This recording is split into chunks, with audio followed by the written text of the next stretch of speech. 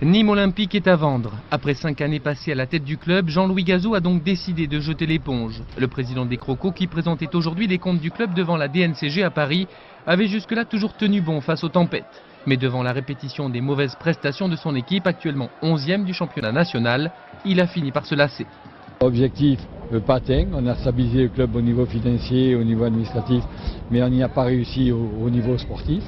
Je pense, comme Laurent, qu'on avait beau dire, même le président, ce qu'on voulait, on n'était pas suivi.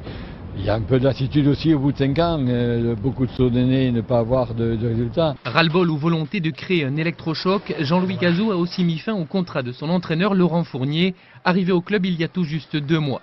Une décision prise en accord entre les deux hommes, sans versement d'indemnité pour l'ancien joueur du PSG et de l'OM. Seul Philippe Goursat, le manager général, est maintenu en fonction. Désormais, l'heure est officiellement à la recherche d'un repreneur. Je n'abandonne pas le club, je dis que je cherche un repreneur, je pense qu'il y en aura pas mal. Le club n'est pas à l'abandon, il n'y a pas de crise, c'est simplement une projection nouvelle sur l'avenir.